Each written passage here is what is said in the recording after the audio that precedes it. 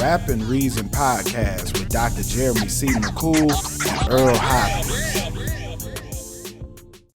Yo, you are tuned in to another episode of Rapping Reason Podcast. I am one of your hosts, Dr. Jeremy C. McCool. And I'm Earl Hopkins. What's going on? What's good, bro? Episode 49. How you feeling, bro? I'm good, man. We got some hot topics to talk about this week. Bro, this week we have a lot to get through. A lot happened in hip-hop, man. So first we have Offset and J.I.D. dropped a new track called Bodies.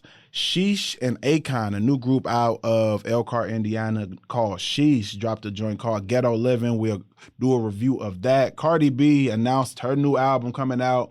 Jim Jones and Nas became a conversation on who was better, which is wild to me, but we'll get into that. We'll do a review of Nas's album, Godson. We have a throwback review right there for you all. And then we'll discuss the 50 best hip-hop diss songs that Complex put out. Yes, sir. So we got a jam-packed schedule for you all, but all good stuff, man. It's been a busy week in hip-hop, man. How you been, bro? I've been good, bro. So I just got back from Santo Domingo, DR. Great time, man. It's just great to get out there, bro. Go along beachside and everything, bro. And I'm never in a mode, or I'm rarely in a mode where I can just literally just sit back and let life happen as it happens. It always feels like we got to work on the next thing and the thing after that. So it was just good to get that mental break, man. Oh, bro. Yeah. I'm going to tell you right now, you're the first person I've seen who's done a vacation in DR.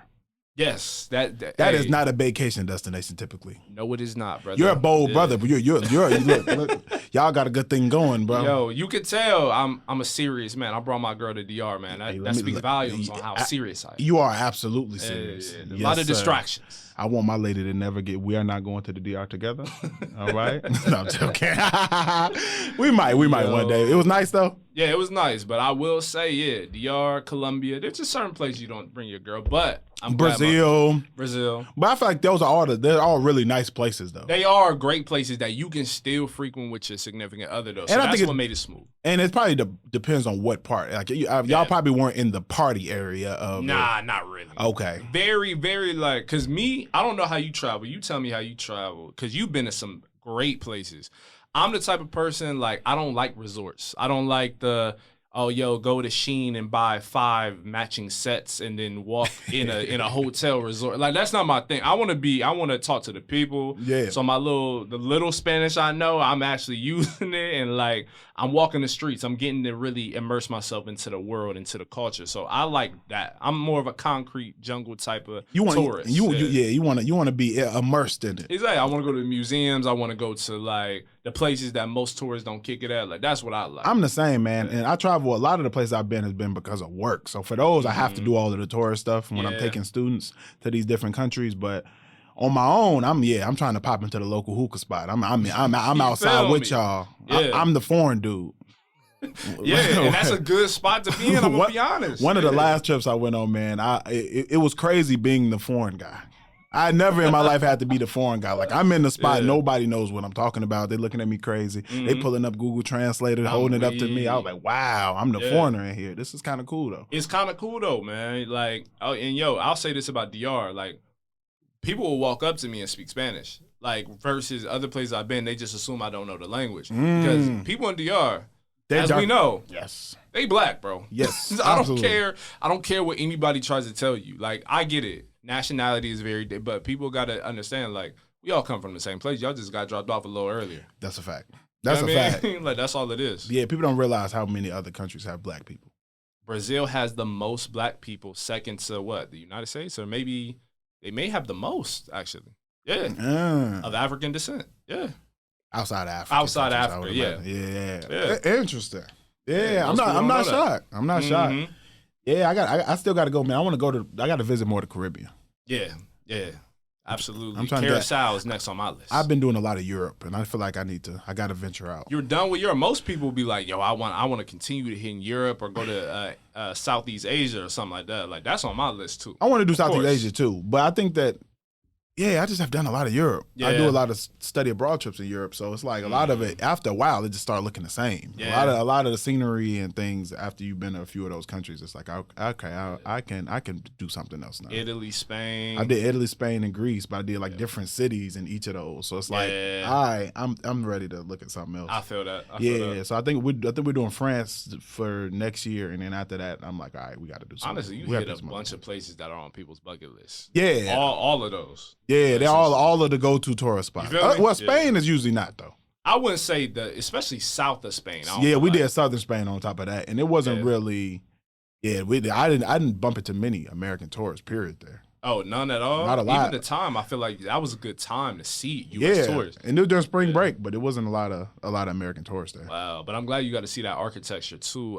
Mostly Moorish architecture, right in South Spain. Yeah, that's fire, so it was dope to see, and they got to take students to see a couple black deities there too, which is dope. That's fire. Yeah, man, we had to do it for the culture one time. All right, man, let's get into it, bro. Enough of travel stuff. This is not a travel channel. This is all day about it, but yeah, this is a rap podcast. Scheduled programming. Yeah, let's get into Offset and J.I.D. Yes, bro. Released not only a song but a music video a couple days afterwards for a track called Bodies. For those who do not know, the track Bodies samples Let the Bodies Hit the Floor. I don't know if anybody's familiar with that metal rock song. I don't know who made it. I should probably know that, but I don't. I definitely don't. I just knew it from being on the soundtrack of a lot of movies. Okay, I feel like a lot of action movies, that song would just come on. There's certain go-to. Yeah. That sounds like one of them. That's a go-to. Let the Bodies Hit the Floor is definitely a go-to for action movies. But what were your thoughts on this joint, man? Nah, this joint is solid, man. I'm just glad Offset is rapping again and not being in the headlines for other reasons, man. So we'll get to that. So yeah, I love this record, bro. I think it's perfect timing for the summer. I think it's just a banger, dog, that you can play on the car, like whatever you're doing in the club, hookah spot, like whatever. And J.I.D, you already know we're fans of J.I.D. We think J.I.D is one of those underappreciated MCs, spitters.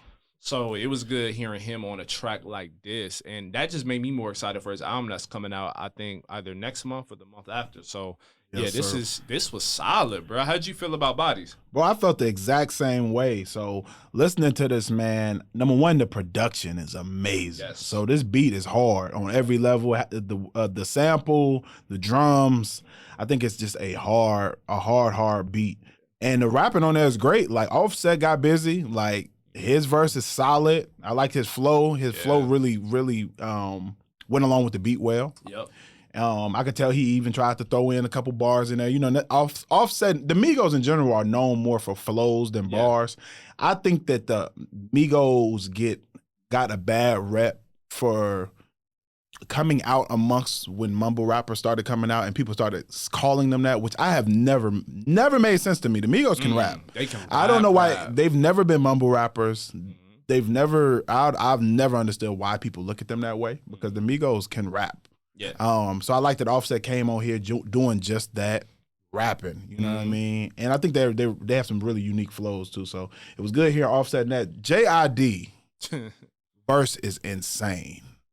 J.I.D.'s verse on here, the way he's able to switch flows is just that. And I'm here to make I'm gonna make a bold statement. I'm gonna be honest. Let's do it.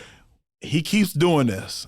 I'm jumping on a ledge to say, I think J.I.D. is the best technical rapper out right now. I cannot argue. And I'm saying everybody included. Woo! Wow. Better than I think everybody right now, the way I'm hearing him rap, and this is just my ears, I'm hearing him rap better than everybody else.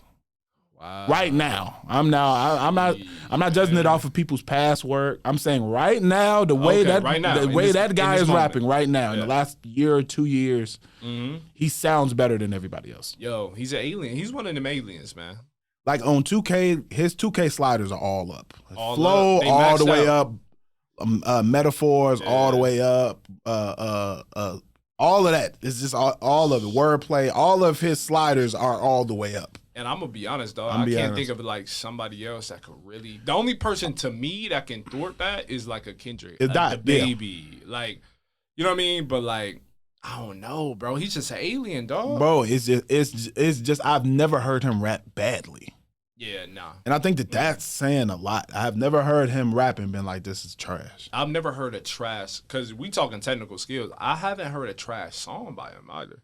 No, and he makes good music. And he makes good music on top of that. On top of being a really, really amazing lyricist. So I think there's some other people who I'm sure would throw their hat in the ring. I'm sure some out of his class, probably Joyner Lucas and some other people. Yeah. Well, y'all diss him. I'm trying to find out. I'm going to be honest, bro. It sounds like he wants smoke. Every time I hear him rap, it sounds like he wants somebody to try him. Yeah. Even on this, he said, why y'all keep shooting at Ricky? You know what I mean? Mm-hmm. Which is, in my mind, that was a metaphor for J. Cole. Like y'all saying, J. Cole, talk about me. Yeah. Don't talk about the good guy. Talk about me. Hey, man. I want to hear. I want to hear. But that's just my take, man. I think J.I.D. right now is rapping better than everybody.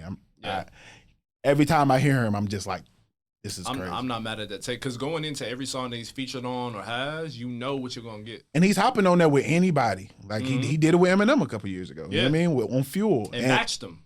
I would say more than matched. Bested him. Okay. I'm not mad at that either. That's how I heard the song. I'm not mad at that either. I think both of them got busy on there, but J.I.D. was a standout to me. Yeah. I can see that, though. Yeah. I can see it. So, man, if you've never checked this out, man, check out J.I.D. and Offset Bodies. His album he does have a release date. The name of his album is God Does Like Ugly, which is a fire name for an album. Drops in 44 days, 5 hours. The only thing he's released from this album, it doesn't look like this song was going to be on there. Work, right? It's just work. Yeah. So August 8th, 2025, it drops. Yeah, man. So, we definitely going to review that. We got to review that one. Yeah, absolutely. That's a must. God Does Like Ugly is a fire name for album. I like that better than God Sort 'Em Out. The Clips jump. Let God Sort 'Em Out is hard too, but yeah. I'm picking J.I.D. J.I.D. I think his name is a little more. It's more clever. I don't know. I like it. God Does Like Ugly is dope. Yeah.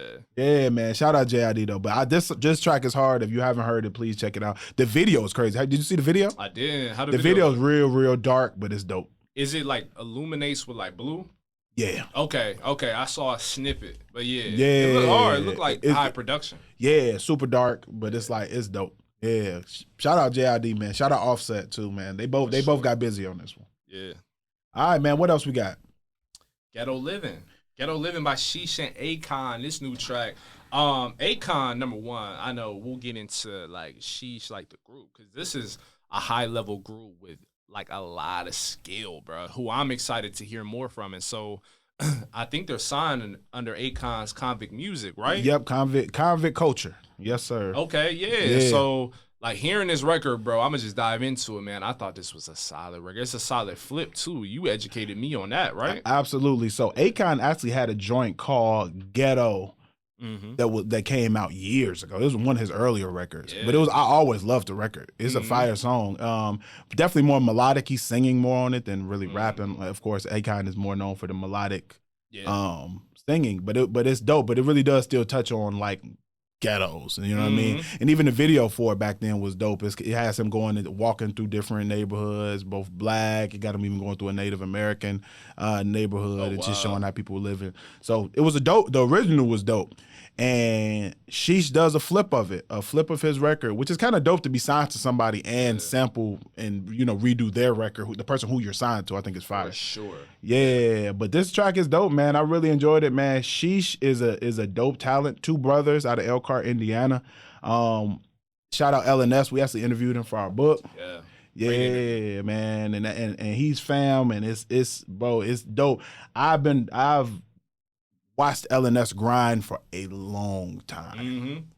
I mean, he's been rapping from what I've known for over decades of putting out music, not wow. So to see him finally get his deal and actually get his just due and have a track out with Akon is fire. It's fire, man. This is the moment, bro. Like, this is the moment that we see, like, the duo really elevate even further, man. And to be backed by Akon, not only with the sample, but on the song. It's a beautiful song, too. You know what I'm saying? Yeah, absolutely. That makes it that much more special. Exactly. And to get to the song, man, I got to shout out Akon for pushing this as their first, like, big single is because it's a really conscious record. I mean, it's definitely life rap. It has a message. It's he could have tried to roll them out with a cooler party club song or something, you know what I mean, as their first record. But for them to put out a more deep, thought-provoking song like this and video, you know what I mean, I thought was dope. So yeah, really dope song. Good lyric. I really like LNS's verse. Both of their verses are good. Yeah. I think that it's catchy chorus. Like I said, I like that Akon is actually in the video too. Exactly. You know what I mean? And they brought him out to Indiana. The video was actually shot in Elkhart, Indiana, which I thought was dope. I didn't know that. Okay. They brought Akon out there, which I thought was fire. So yeah, that's fire. My man in Dubai, he flew out to Indiana, bro. Indiana, bro. Yeah, man, that's fire. Akon just walking through Indiana is crazy. It's crazy work. Yeah, it's crazy. But yo, like this is dope. And like we talked about the parallels before the pod about how Akon blew up off of "I'm Locked Up," and now he's coordinating. Like the duo to really have something that's kind of conscious based too for their first record. So I think that's dope. And I think Akon doesn't really get credit for making that type of music as much as I think he deserves. Because when you even think of like Soul Survivor with Jeezy, that's one of my favorite Jeezy records. Yeah. You know what I mean? And I think even that, like Akon has really been a part of some legendary songs. He has, bro. Because I grew up like listening to Soul Survivor. But I heard like Smack That. You know what I'm saying? Like he'll have one of those and then we'll have that one. But Akon is a legend, bro. Like in more ways than one, bro. So I think he just needs more credit, just as like a number one, an artist himself, but also like an A&R, like a founder of other stars, bro. So, absolutely, bro. Because when you can go from discovering a T-Pain and then go to discovering Lady Gaga, that's a different type of musical ear, bro. Absolutely, bro. That's a talent. Yeah, that's different, man. And then, like I said, to find a group like this, Sheesh, like, who are rappers. Yeah. And I know the biggest comparison they get, even when we interview LNS, was him saying that they get compared to Clips a lot, ironically. Okay, I can see that. And I think it's just because they brothers who really, really rap. Yeah. You know what I mean? But I dope, man. This is a dope introductory. Like, they've had songs together before, but this is being y'all main, like, push with Convict Culture. I think this is a fire record. Nah, this is dope. This is a solid joint too. Yeah, man. So y'all look, keep at it. We'll keep on following what other records y'all put out. But this is a dope introduction to the game for sure. And speaking of introductions, this is more of a reintroduction, I guess, of sorts for Cardi B. She dropped Outside, new record, and she also announced a new album that's set to drop late summer, early fall. Like so. I know how excited you must have been when you heard a new Cardi B record was coming out, man. Talk to me.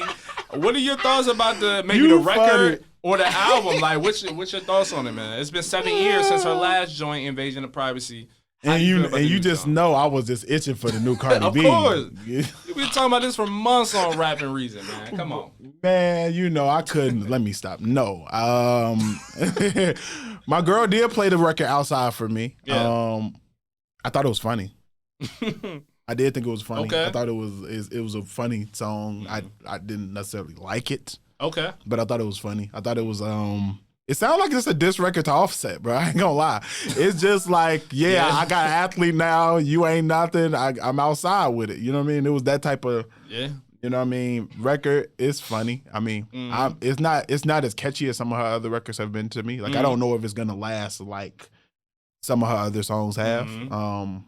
We'll see. I mean, I feel like they're gonna play it to death, so it might. But, it was cool. It didn't move me. Okay, yeah. Cause it's what did you think about it? No, it's a solid summer. Like this is what I expect from Cardi. I think Cardi is at her best when she's just making fun music. I can tell she just had fun making this, right? Like, do I think it'll have the same impact as a WAP?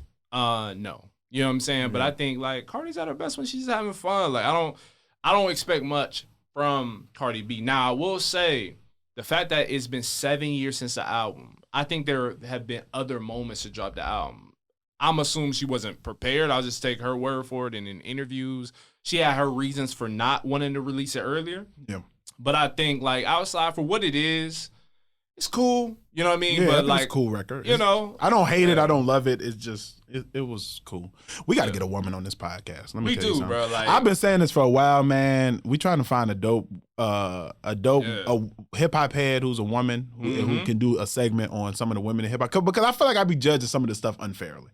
Like, if you're not a rapper, like a Rhapsody or Tierra Whack or, but like some of this other stuff, I'd be like, I feel like I'm judging it harshly because I don't relate to the content. Yeah, that could be true for me too. Like, but again, there's certain artists that transcend. You're right. I think like maybe having a woman on here, man. Yeah, just for a segment, maybe. I'm thinking just for a segment, you know, when these big albums come out. Because it's going to be us sitting here talking about Cardi B album. We're going to give it a good breakdown, but I don't know if we're going to feel the music how somebody else might feel it. You know what I mean? And I think we've been honest about that, too. Oh, yeah, absolutely. Ice Spice's joining was like, this ain't for us. Like, it's not for us. I have no business listening to this. Like, but Cardi B's first album is solid. It's really solid. You like it more than I do. I think it's a great album for what. And I think it's a good album. I do think it was good. It had a lot of catchy songs on there for sure. For sure. And I think like it blew my expectations away because I listened to some of her other mixtapes in passing too. And I was like, I don't know why they bigging up this. You know, I didn't get it. You know, I wasn't invested. But you was an early Cardi B fan. I was like, yo, this is gonna pull my card even further. So I used to watch Love and Hip Hop. Like as a teenager. That's unfortunate. Yeah. There wasn't much hip hop on it. Or love. Naturally, there's not much love or hip hop on Love and Hip Hop. That's a fact. People are immersed into Love Island now. Like, you know what I mean? But shoot, my Love Island was Love and Hip Hop. But anyway, so I saw her from there. Her a few records in passing. She used to like, you know, date DJ Self. So I'm like, all right, cool, whatever.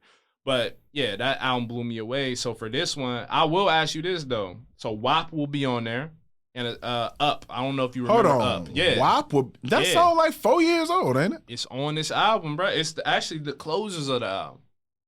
You know how the music industry goes. They want to get those streams on there. But Up, both of them songs like 3 years old. I feel like WAP is old. When did WAP that come came out? Pandemic, right? That song came out during the pandemic for sure. Yeah, something like that. Like, that's crazy. Hold on, that song is too old to put on a new album. So I've been hearing a lot of people talk about that. WAP came out in 2020. That came out crazy. 5 years ago. Yo, like that's wild. Maybe it's gonna be a remix. Maybe she'll put somebody else on it. It don't look like it. It just says Meg's on there, bro. Like, have you ever heard of an artist putting a 5-year-old song on an album? Absolutely not. I've never heard of it. I don't think I've heard anything more than like 2. And I would be hard pressed to find 2. I can definitely say 1. You know what I mean? Like a Fetty Wap joint or something like that. You I can only think of 2 if like the album they kept getting pushed back. But 5 is crazy. 5 is nuts. I've never seen that. That's like unparalleled for me. And Up is old too. I want to say Up might be 4 years old. It might be just as old. It might have came out the same year. Yeah, the same summer. Like, you know what I mean? Is Up and it's Stuck. That one? Yeah. Yeah, that's that old. That one's old too. Outside, for me though, I just hope the album. I'm gonna be honest. That's 0 for 3 for me.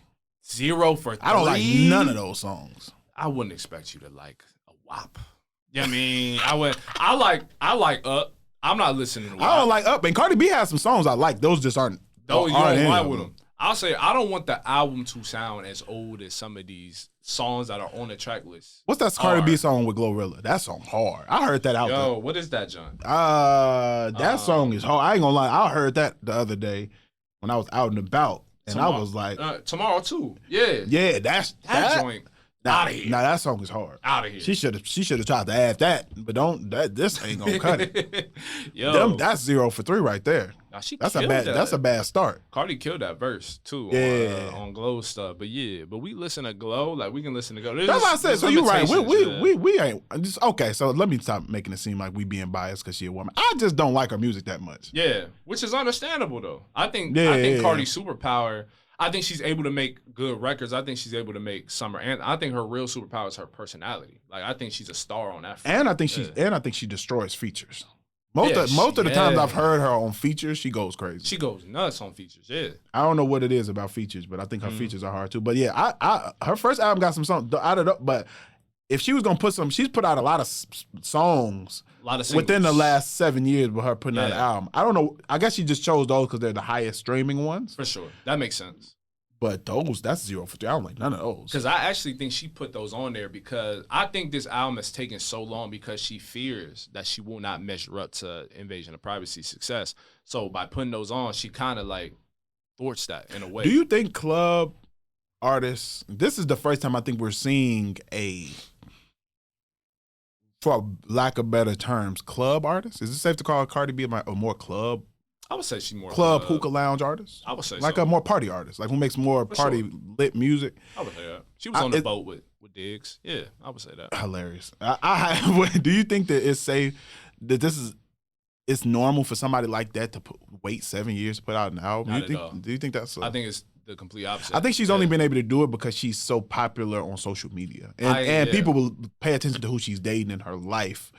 And she kind of blew up more as a media personality before a hip hop artist, so maybe that's why she's able to do that. Because I've never seen an artist like we're used to like more thought provoking artists being able to take 5, 6, 7, like a Kendrick, or like even the J. Cole. When J. Cole said, "I want to take 4 years, 5 years before you put out an album," nobody blinks. He's earned that because his music can last that period of time versus like a WAP, which I left that song in 2020 personally. Yeah, but at the same time, like I'm glad you brought that up because I give Cardi somewhat of credit for that. I give her credit for staying relevant and staying hot despite like having that long gap. Only very few artists can do that. Yeah, ironically, I would never put them in the same category.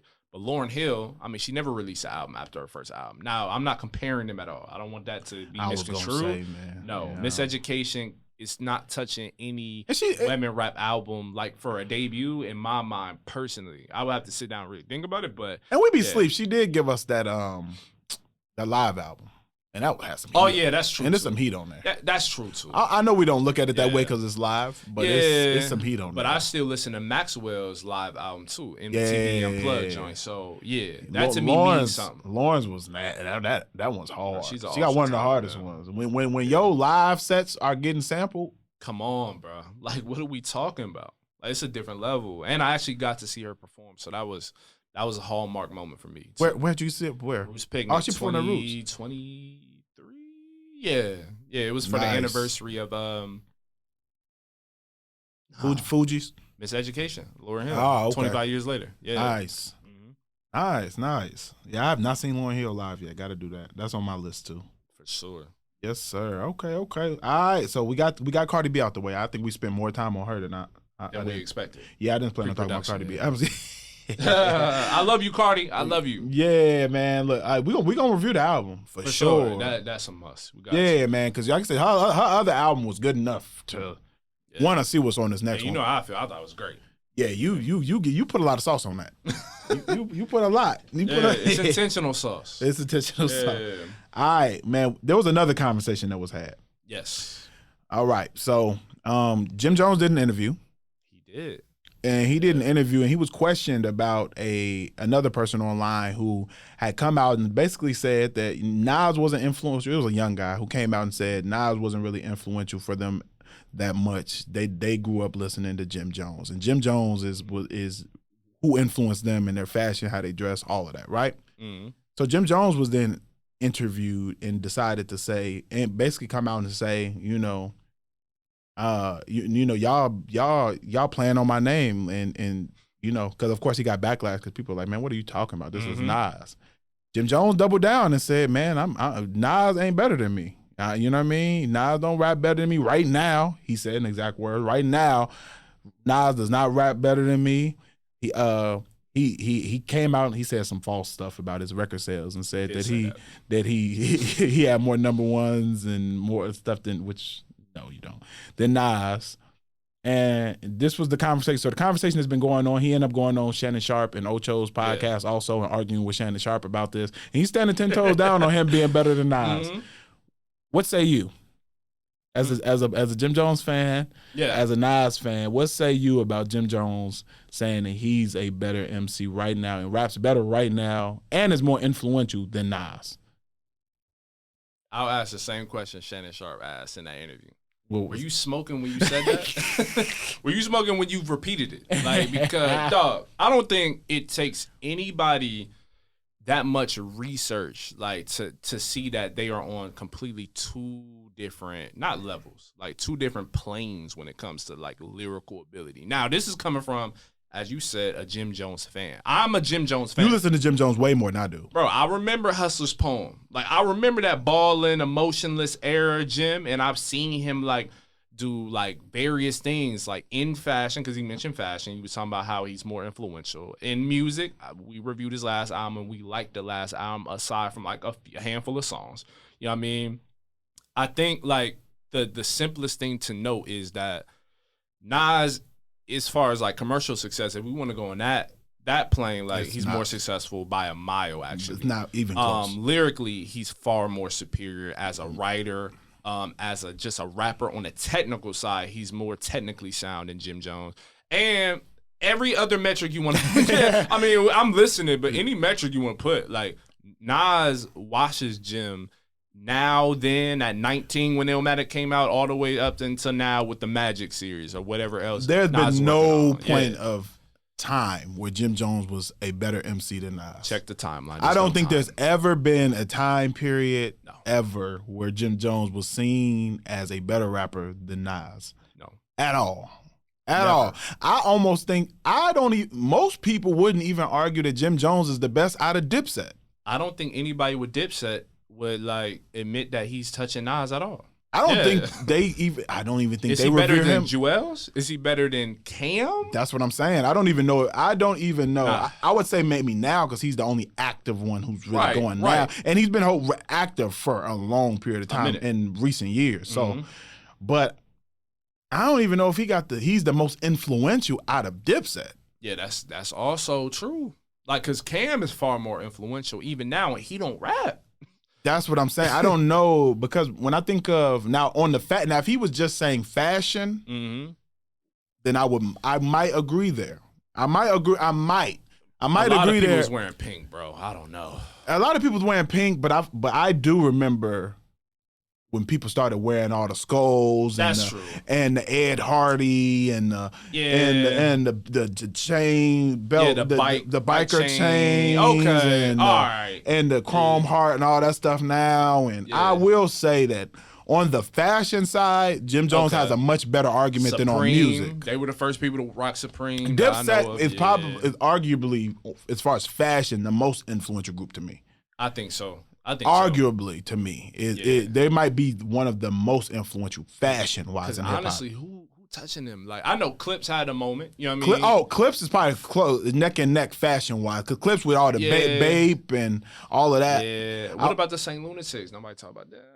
Were people wearing Band-Aids on there? I don't know. People weren't even wearing big giant jerseys like that all over the world. I think before that. Even Rockefeller was really influential on the fashion with the jerseys. Yeah. And Jay-Z just in general with fashion. He had wearing big giant button-up shirts, which was disgusting. With big Rockaware jeans and some forces. Disgusting. Disgusting. Nah, maybe he might have impacted fashion for the worst on many occasions. I remember when Jay-Z had us wearing, remember the Scullies with the brim on it? That was a disgusting. Was that the first person I ever saw with that on was Jay-Z, and I bought one, and it was disgusting. Bro, that was the gas station hats. Like that he done flipped and made it. You see a millionaire with a gas station hat, you like, oh, okay, this is the move. And then you really think about it. Bro, I cannot believe he had us wearing a wild era. Scullies with a brim is disgusting. And cock to the side, nasty disgusting era of time, bro. So fashion, Fashion, if he wanted to say I'm more influential than Nas with fashion, I'm giving him that. I'll give him that. I'm gonna give him that because the Dipset period. Yeah, people wore bandanas like Juelz. You know what I mean? Dipset is Dipset. Dipset is Dipset on the fashion side, and Jim played a part, a large part of that. So I'll give him that. But as far as music, stop it.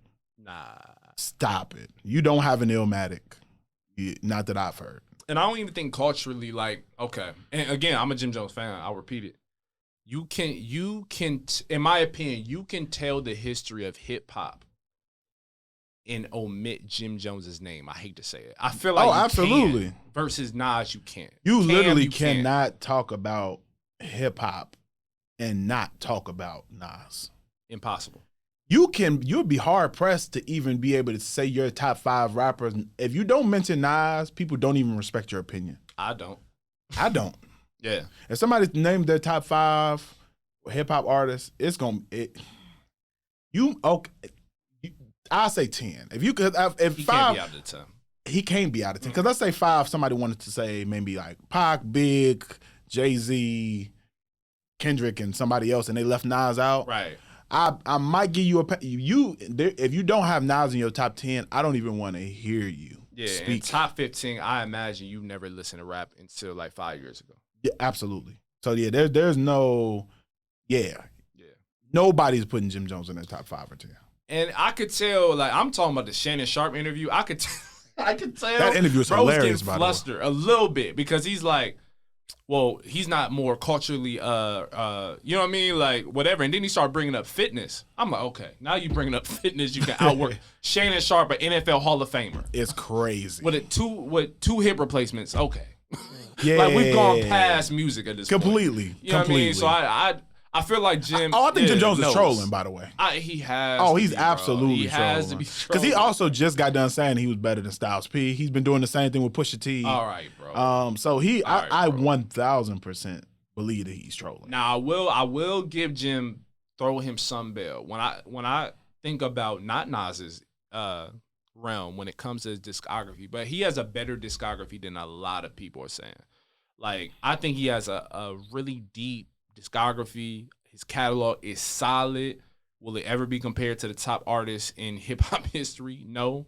But Jim Jones can really rap, and he is the most unlikeliest of Dipset, or just the unlikeliest person within Rockefeller, aside from maybe Kanye, to like really blossom into what he became. You know what I mean? So I agree. give Jim and I think Jim that. Jones right now, we reviewed his last album. Yeah. Jim Jones is nice. He's nice. So I don't want just to say it, but there's nice and there's Nas.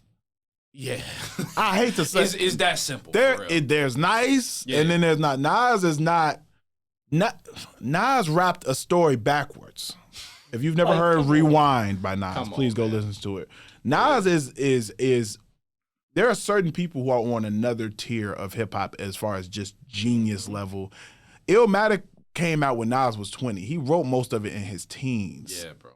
That is literally stated as one of the best hip hop albums of all time. And it's probably top 2 for me, yeah. So when we're talking about Nas, there's certain people who are just on another plane. Yeah. You know, there's the Nas's, there's the Andre 3000s, there's the you know what I mean, the Pac. There's certain people you just can't even mention amongst other people. And I think there's a lot of people who Jim Jones can say he's better than. I just don't know why he's saying Nas. I don't know why he's targeting Nas. What did Nas do to you? But apparently he's not like Nas for a while. They've had a thing. Oh, yo, so I didn't even know this until know the interviews. Is I really mean it from Dipset. Diplomatic Immunity was a Nas diss. I did not know that. I never knew that. I never knew that. And I love, let me be clear, that's probably my favorite Dipset song. Absolutely. I really mean it. It's one of the hardest Classic. beats I have ever heard in my life. Classic, John. And that's one of my favorite. Is that New Heat York Makers? Who I gotta give albums, credit to for that? Heat Makers? Beat stupid. And like Diplomatic Immunity is a classic album. Oh, to absolutely. me. Oh, absolutely. So yeah, man. I didn't even know that he had like issue with bruh.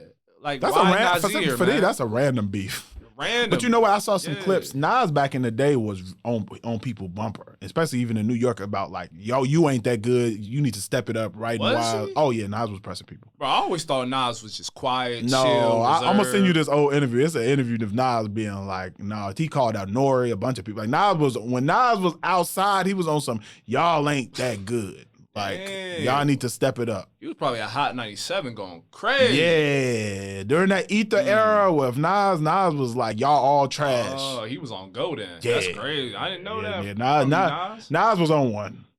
Nas was on. I mean, he was right because he was better than everybody. So I understand why he was talking like that. But Yeah. yeah. Okay. All right, man. I didn't know that, man. I'm about to do some more digging. But yeah, I don't need too much digging to know Jim Jones is not in the same stratosphere as Nas. I love Jim. Music. Jim Jones, please stop it. Stop it right now. All right, so that's enough of that. Don't stop it. All right, but speaking of Nas, man, we got a throwback review. Yes, bro. And this is an album, we talked about Illmatic. A lot of people talk about It Was Written. They talk about Stillmatic and a lot of different Nas albums. But an album that is often left out of these conversations is an album by Nas that dropped in 2002 called Godson. Yes. All right? This is an album, to me, that has a lot of joints that I really, really love. It has some of my, believe it or not, some of my favorite Nas songs are on Godson. Same. And even though I don't list this as, and we'll talk about this, I don't think this is one of Nas's best albums, but it is still a really good album. It's still really good. Yeah, man. What are some of your general thoughts about Godson? Yeah, so I think I agree with you. I've heard people say that this is a classic album. I don't put that in that category. I think there are classic moments on this album. I think there are classic records on here for sure. It's a really good album, though. Even still, I think where I'll dive into the negative. You know what? I'm not mad at somebody because of the songs that are on here. I can't do that. I'm not calling it. I don't. There's a lot of songs I don't like on here, but the songs that I like on here are some of the most. They're staples in hip hop. Yeah, for sure. Yeah, but all right, what were you gonna say? No, so speaking of staples. Even Get Down, like starting this off. Come on. One of my favorite Nas songs, period. Bruh. Get Down is fire. Yes, Made You Look. I've seen him perform that live, dog. It has the same effect as it had in 02 as it does now. Like, that is a classic. Beats, classic. And he's spazzing on that joint, too. Made You Look is disgusting. Made You Look and Get Down. Get Down, my mom loves that song. Yeah. Shout out moms. I know she'd be happy hearing this. But Get Down is like some of the best storytelling that I've heard, and just a fire sample. Shout out James Brown, of course. James Brown sample on there is just fire, and Nas' storytelling on there is out of this world. It's top notch. And speaking of storytelling, some of my favorite storytelling moments are on Last Real Alive, like where he's breaking down the history of just New York beef in the early '90s and how it like played out over time. And obviously, as we know about the Jay-Z beef and everything that escalated and was since, repaired like a couple albums after this, I think, actually. But, yeah, man, so it was dope hearing that. I love Book of Rhymes. Book of Rhymes. And I wasn't expecting to like this joint as much as I did, but Thug's Mansion. Thug's Mansion is fire, yeah. It's fire. Like, to me, it took me out of the album experience just a tad bit because it's, like, not traditionally like a Nas type of instrumental he would pick at this point. But, in Tupac's verse, bro, come on. Like that come is, on, man. To grab that and actually put it in the album, man, that's beautiful too. And I would say Revolutionary Warfare. I love that joint. I love Mastermind. Yep. And we can't go without saying the dance record, an ode to his mom, like who had passed, and it was essentially the inspiration, the fuel for this album. And then I'll close it out by saying a record that I know you'll love and appreciate is Heaven. If Heaven Was a Mile Away. Oh, man. Come on. I heard that in so many movies growing up. And yeah, it's a classic, bro. Yeah, I you know what? Talking about all of these, I'm standing to know. This is a classic album. You think it's a classic? Just because there's a few songs on here I don't like. The songs I like on here are too fire for me to not say this is a classic album. And the variety of songs. Like the songs all on here that I love are all drastically different. Because even you skipped I Can. And I know a lot of people think that record is corny. I like that song. I don't like that song. I think I Can did I'm going to put the children on the album, on the song, and do the positive song. The best. I think it works. Better than All My Life? All My Life by who? Dirk. Absolutely. I just want to hear what you say. Absolutely. Yeah. I think outside. I think Kanye probably did it some of the best too. I like how Kanye did it on what was that, Late Registration? Or College Dropout. Yeah. What joint is that? We wasn't supposed to make it past 25. Jokes on you. I love that. Oh, We Don't Care. We Don't Care. That's my favorite. That's one of my favorite ones when you put the kids on the track. Now that's just the go-to. But I feel like was one of the first ones to do that, and I think it did it well. Mm-hmm. I don't know what came out first, this or Hard Knock Life, whichever one of those. Hard Knock Life might have did it first, but I think that this was still extremely. I like I Can. I get why people don't because they think it's corny, and all right. I like the video. I'll say that. I think the video is I appreciate I Can, but even when you're looking at the difference from I Can, then you look at Made You Look, then you look at Get Down, then you go from that to Heaven. Like, bro, these are drastically different types of records. And all fire. So to me, I got it. I'm putting this classic. Now the songs I dislike on here, I dislike a lot. Like one of the ones that I really don't like on here, and it's fun. And it's funny because when I heard it, I immediately knew who produced it immediately, and that's The Cross. When I heard that beat, I immediately knew who produced it before I even looked at the credits. Eminem, because Eminem beats all sound. They kind of sound the same. Yeah, he always used these same. Renegade kind of. Yeah, a little bit. And I don't like it. That's one of the records I don't like. That one. That's crazy. I just don't like the production. I like his rapping on there. I just don't like the production. And that's Nas's biggest complaint is beat selection, which you know what I mean, I guess. But This album got enough fire on it that I'm gonna call this classic. It's not my favorite Nas album, but it's probably my third favorite Nas album. I'm about to say, where would you rank? Would you rank it over I Am? I'll have to look back at the track list, but off top of my head, yes. Okay, I'm putting this below I Am, so for me it would be fourth or fifth. Oh, nah, I think I like Life Is Good. No. I'll put it fourth. I gotta put it forward. I'm probably putting this in Nas's discography. I'm probably let me go to his disc. Nas got a lot of good albums, bro. Like a lot of great albums, I'm gonna go. It's of course we're not even Illmatic. We're not even finna talk like that. Illmatic. It's not better. I Am is debatable. It Was Written it's not better than It Was Written to me. I think it's bad. Oh, no. I don't think it's better. I don't think it's better than It Was Written. It's probably about 4 to me. Yeah, I'm going to go about 4. This is probably I think that's a safe 4, for real.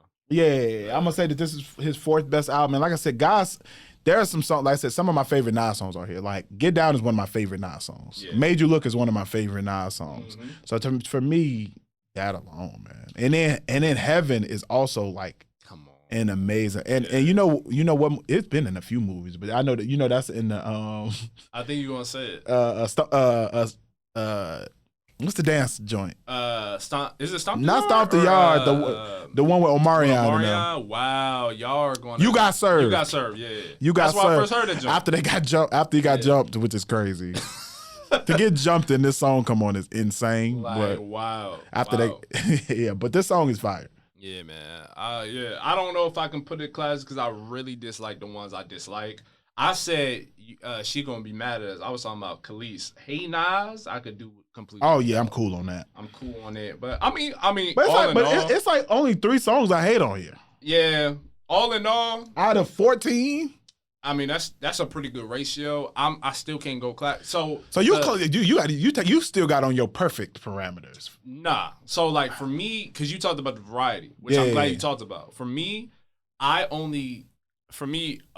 only positive if it still like flows well. I was listening to the album where I'm taking out of the album. Oh, the album because of the variety. The album is not cohesive. That's my only issue. Now I agree with you there. So that's the only reason. But okay, otherwise, there's classic moments on this joint, hands down. That's a fair. That's a fair critique. It takes you out a little bit. It's not cohesive. It jumps all around the place as far as subject matter, as far as tempo. It's all over the place.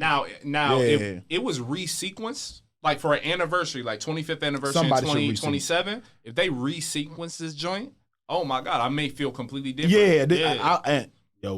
I feel like if we could probably re-sequence this and make it better. Yeah. I swear, make it a classic. Yeah, I think if you move some of these around, it is 1,000 times better. Bro, I'm telling you, sequencing is I won't say it's a lost art because I know artists that still do it well, but like that is an art, bro. Like it could change people's whole perception on an album. I remember listening to Tiana Taylor's album when Kanye was doing that, like where he was producing like 8 records for like 5 different artists, including Nas. I remember that. And that one I didn't like from Nas, and I was kind of disappointed by that. So I revisited over the weekend. I was like, I like this if it was just resequenced. like I don't know. Maybe I had to hear it again. When I first heard it, I was like, this ain't it. Because I feel like the mixing was off. I feel like the mixing threw me off on a couple songs. Like Kanye was doing that whole summer, he was doing like off the wall stuff, but as he does when he's promoting most stuff. But yeah. Okay. And can we talk about it, yo? I want to talk like how bad is Nas's beat selections? I don't. How bad is it? It's not that bad. I don't think it's that bad. I hate that narrative got started because and it stuck. Because when you think of the songs that are fire by Nas, they have super hard beats. Yeah, I think Illmatic has amazing beats on it. And that's his first album. Come on, and him and Salam Remy, I love that duo. Like, what do you do on here? I Made You Look, but he also did the Don off of Life Is Good, which is one of my favorite beats. And like when you Made You Look is a Made You Look, if you play that in a hip hop environment period with hip hop fans, you can take his rapping off of it and people will lose their mind. Exactly. That means he's picking bad beats. You know what I mean? Exactly. So I think the ones that are bad are really bad, but I think everybody has some bad beats. Outside of Jay-Z, everybody has some bad production. Exactly. Outside of the Clips. In the Clips. And Rick Ross. Those are the three entities that never have bad production. The only time I said to myself, these are horrible collection of beats, it's 2. Nostradamus, That was and then that was what do we call this? The self-titled joint? Because we can't call it what it originally titled. Yeah. Like the self-titled Nas joint. Yeah. Whatever the self-titled one was, I was like, these beats are absolutely horrible, and he's rapping out of his mind, which made it. But it was like a really conscious record. I mean, so yeah, man, Nas gets a bad rap for that, but I think he has way quality beats. He has some of the best beats upon like his best selections in hip hop, like in many people's discography. So I just think they had to find.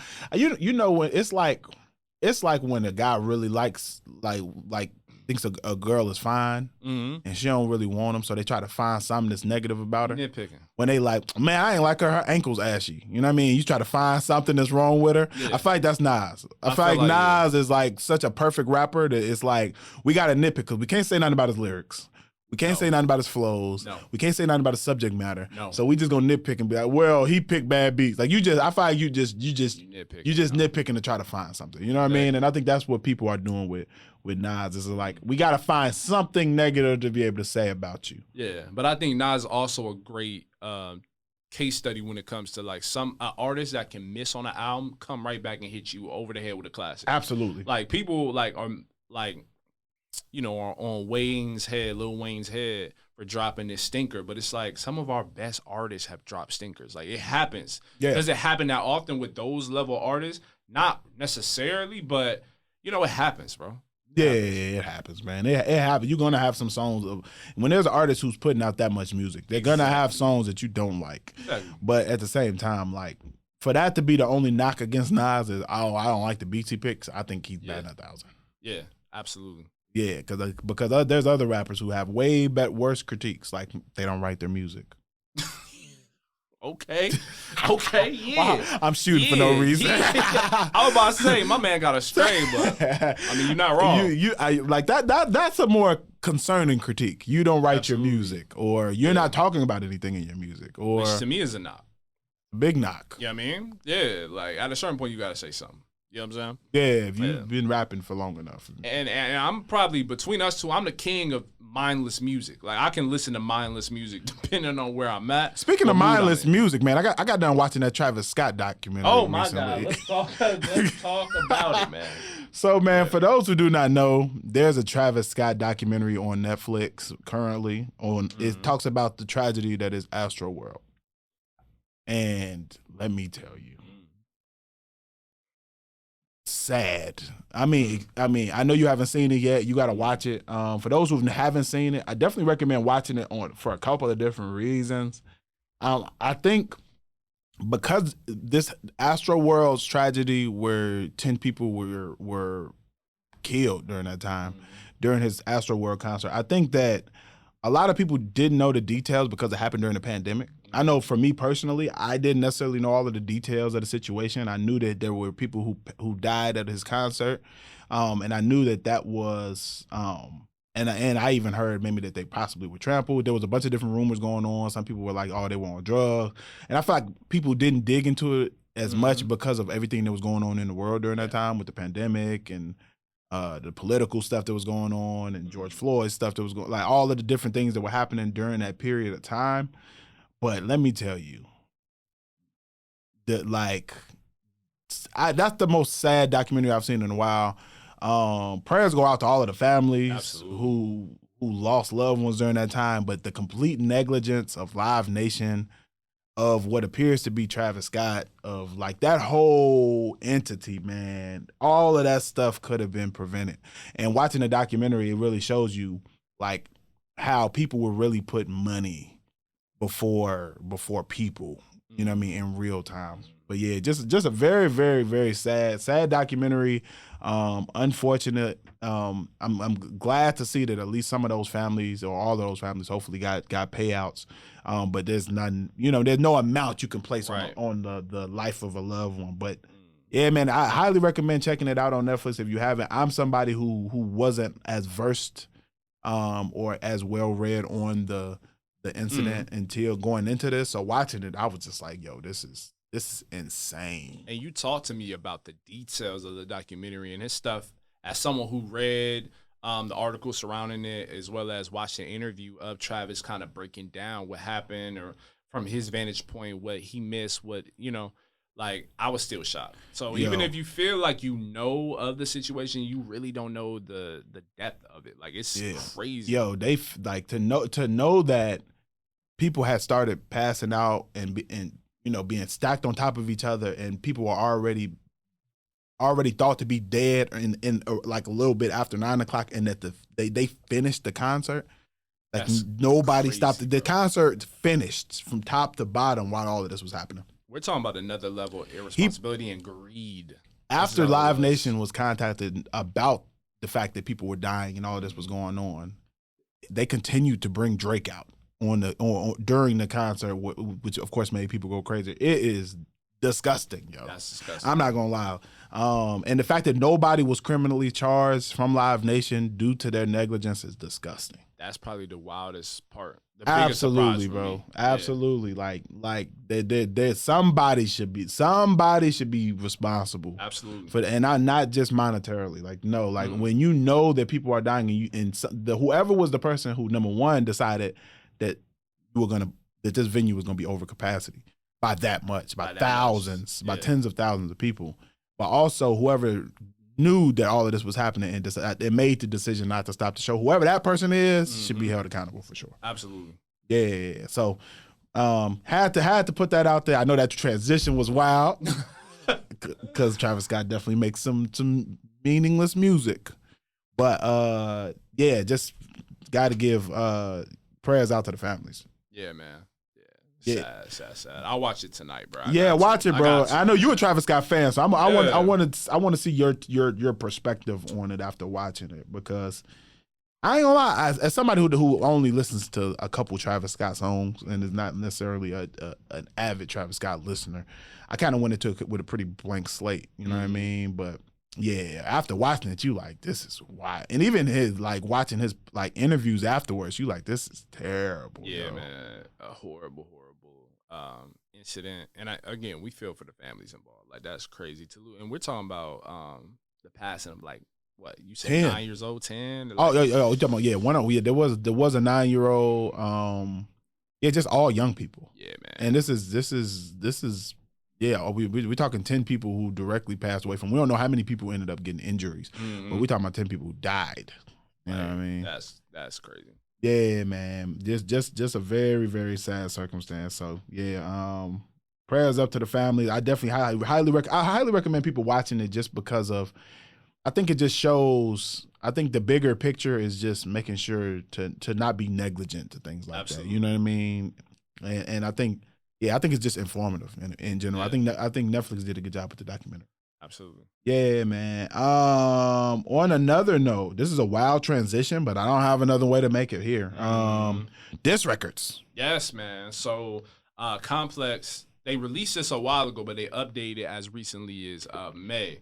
So they updated their list of the top 50 greatest hip hop disses of all time. We can go down the list. You would just want to run down the top 10 real quick? Yeah, let's do it, man. Let's do it. So number 1, actually, let's go from 10 down. Let's do that. So number 10, Cannabis, second round knockout. Okay.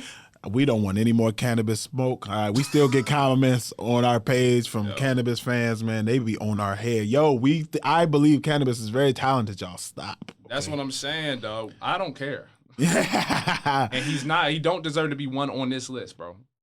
Comment us to death. I don't know. Yeah, no, he does not. But Cannabis second round knockout was a fire diss record. Oh, it's fire. I don't know if I would put it 10 because he lost. I do. Does losing put you further on the? I feel like if you lose, how can you be in the top 10 if you lost? If you didn't win. Yeah. I don't know if that's fair, but if that's the case, well, we'll get down to it. So okay, that's 10. 9 is Dr. Dre and Snoop Dogg effing with Dre Day, which is fire. Fire joint. I ain't gonna lie, that record was crazy. Yeah. All right, then we got 8 Drake back to back. Yes. Okay, I'm not mad at that one. 7 Pusha T, Story of Adidon. Okay. Then we got number 6 Ice Cube, No Vaseline. I think that should be higher. I ain't gonna lie. Yeah, I do too. Number 6, I don't know.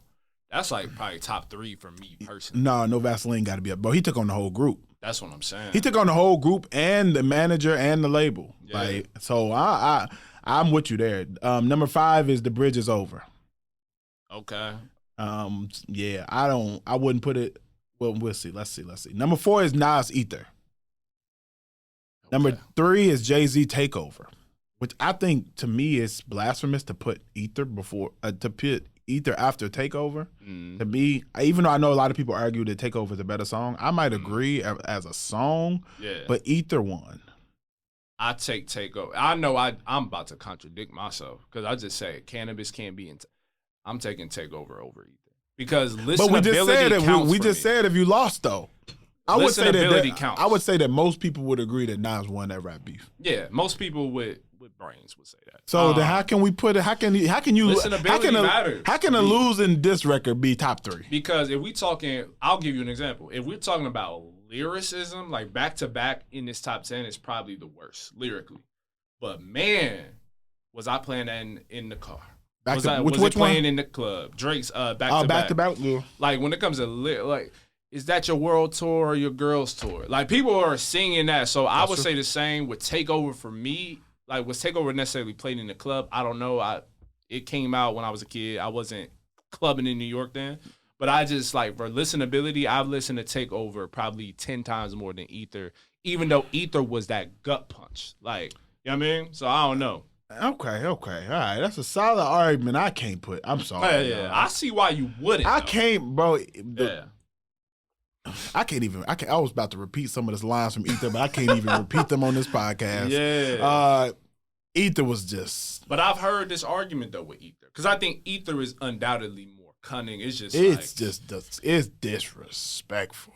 I heard people say the argument is Jay's was more logical, right? Like he's breaking down bro's catalog. You have one hot album every 10-year average, whatever. Versus Nas, it came off a little bit more emotional. What's your views on that argument? I don't know about that argument. I mean, I think Jay-Z's was. I guess you could say that his lyrics were a little more calculated as far as trying to break down Nas, but I don't think it was effective to me. I don't think what you trying to like. You trying to kick knowledge? You know what I mean? Yeah. Like what? Like okay, are you like trying to diss Nas for being conscious is crazy. And also, that 10-year average, one hot album every 10-year average, it's not true. It's cap. That's what I'm saying.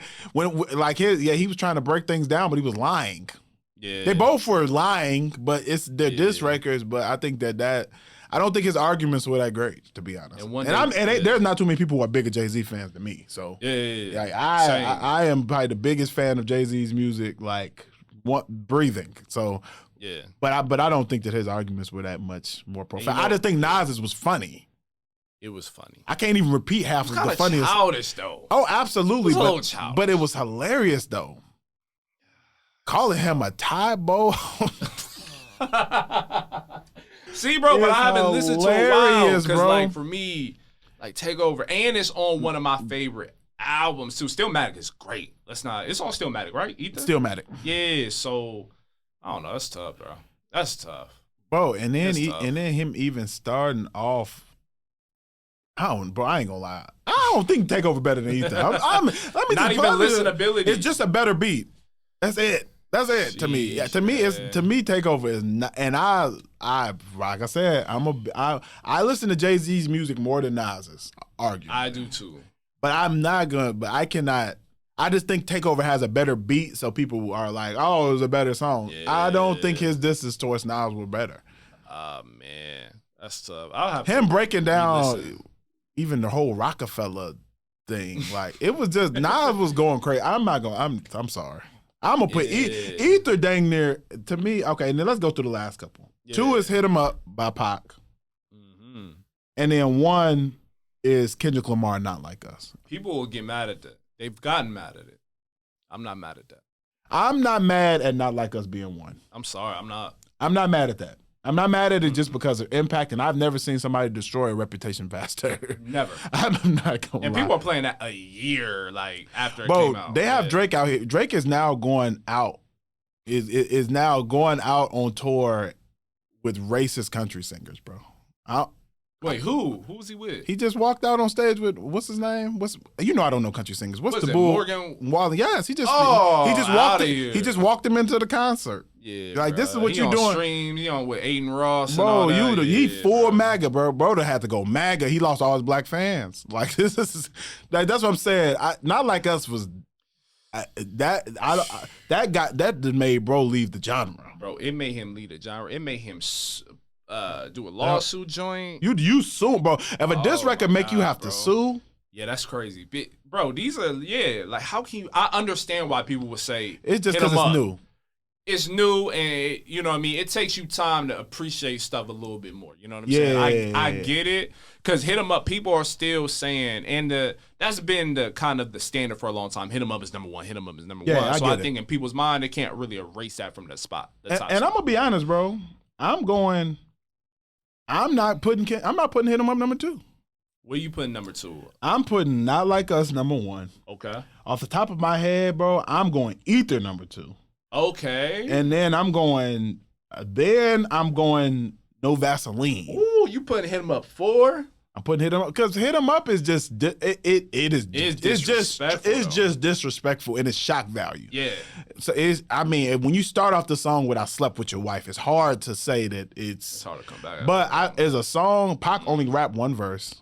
You know what I mean? And even though the Outlaws got busy on there too, let me be very clear. Everybody, all the verses were potent, but I'm gonna go 4.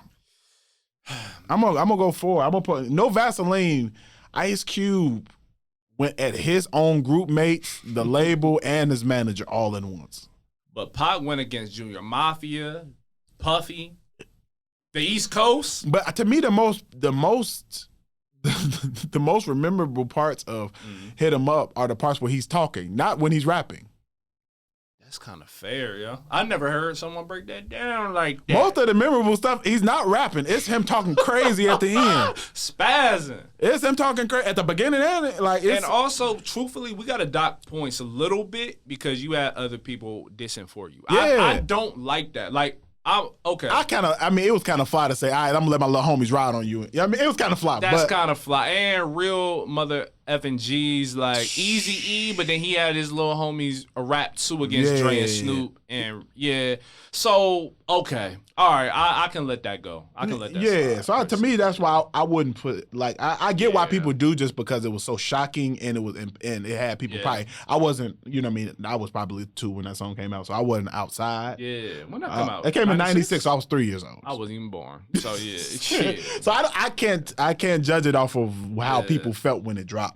But just off of listening to it, I'm gonna put it like 4. And then I'm gonna put at 5, I'm gonna be honest. Yeah. 5, I would probably I ain't gonna lie, I might put that Dre Day joint on there. Or I don't know what 5 might be 5, I might go with Dre Day. I can't put it up that high. I don't know. Or look, I'm gonna be honest. I might go Story of Adidon. That's what I thought you were gonna say. I'm gonna go 5 as Story of Adidon. How did that not? I don't know if I can go 5. I gotta go 5, bro, because I'm not. I mean, I guess people don't go 5 because it didn't stick enough for people. Yeah. But I'm not gonna lie, bro. If you go back and listen to that song, it is just. It's cutthroat, bro. It's cutthroat, extremely, man. So what's your 5? That's okay. Let me. I think that's my 5, man. So I don't know. My 5 is Not Like Us, Ether. What did I have for 3? Not Like Us, Ether. Yeah. No Vaseline. Yeah. 4. What did I put for 4?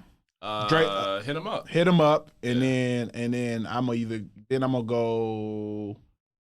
I'm gonna stick with Dre Day. I'm gonna go Dre Day. Okay. Yo. F for Dre Day, just because it got very disrespectful. It got very disrespectful, but this okay. So my top 5, I'm going Not Like Us. It's hard. No Vaseline. I'm putting that 2. I just love that record. We got the same. We both. We basically had this. We got those the same. 3, I'm doing Hit 'Em Up. I just feel like just the moment that really sparked the East Coast, West Coast. There was other stuff that played into it, obviously, like the Source Awards and all. Yeah. But like that's like a pinnacle, like part of it, instrumental part. Yeah. So, okay, that's 3. Hit 'Em Up is 3. 4, I'm going Takeover. I still have Takeover over Ether, and then 5. This will surprise Ether not in your top 5 is crazy. Ether is literally the term of to ether somebody. You got ethered is literally the term now. Go ahead. It's a surprise, folks, man. You finna say something crazy. What? Real mother effing G. No, wait. Yeah. Top 5. Easy, bro. That's a hard song. I'm not mad at it. The song and the wait, hold on. Am I getting this right? Never mind. I can't put it number 5. I'm getting the videos mixed up. I'm getting the video. Whoever did it, I think it was Dre Day, where they had a fake Easy E running around. Yeah, that's Dre Day. All right, man. Take that top 5 out. I'll have to say, man, if you don't put Ether there, stop playing, man. Ether not in your top 5 is crazy. That's crazy. All right. Yeah, I'm putting Ether 5. I can't not put it 5. We got the same top 5 then. It's just rearranged. Is it literally the same one? Just rearranged. Dang. I thought I was gonna hit y'all over here with a surprise. I thought we was gonna do something. Actually, no. I put Dre Day there. You did put Dre Day there. So I put Dre Day there. Is Takeover in your top 5? No, Takeover not. Okay, so that's what we did. Yeah, all right. Takeover's not in my top 5 this record. And again, like our criteria is slightly different. Because he was lying, bro. Saying Nas don't have one high album every 10-year average when it was written was fire. It's crazy. But that was after Nostradamus, and Nostradamus was a complete flop. I get why he thought that was the moment to do, but like he has I Am. It was written not like Illmatic. Yeah, bro. No. Stop it. It just doesn't even make. And like people don't like what's that joint? Lost Tapes. I love Lost Tapes. I think Lost Tapes was good too. Solid. Like what are we talking about? Yeah. He was lying. Yeah. And Nostradamus came out the same year as his other album came out, and so. I don't know. I feel like he was on that double disc wave, but it didn't work out. So he did 2 separate joints and he rushed it. And yeah, Nostradamus. I don't know, but yeah, that's one of my least favorite albums of Nas for sure. I hate the cover as well, where he looks like a Jedi. Like it's stupid, man. It's dumb. Yo. Another episode of Rap and Reason podcast. A great episode of Rap and Reason. Yes, sir, man. Episode 49, man. This was a long one, but a dope one, man. Make sure that y'all follow us at Rap and Reason on Instagram, on TikTok. Make sure y'all hit subscribe on YouTube, man. The subscribers went up this week, man. We appreciate all of the new subscribers. And we want all of you new ones, all y'all who've been tuning in all the time and ain't hit subscribe, go ahead, just hit subscribe. You rock with this content. You rock with the reviews. And yeah, man, keep tapping in with us, man, and we keep giving y'all these music reviews. Also, man, comment if there's an album you want us to review, if there's a topic you want us to talk about within hip hop and culture, man, just let us know and we'll try to get to it on this here pod, man. Yes, sir, man. Yes, Until sir. Next time, bro. Till next time, bro. We out. We out.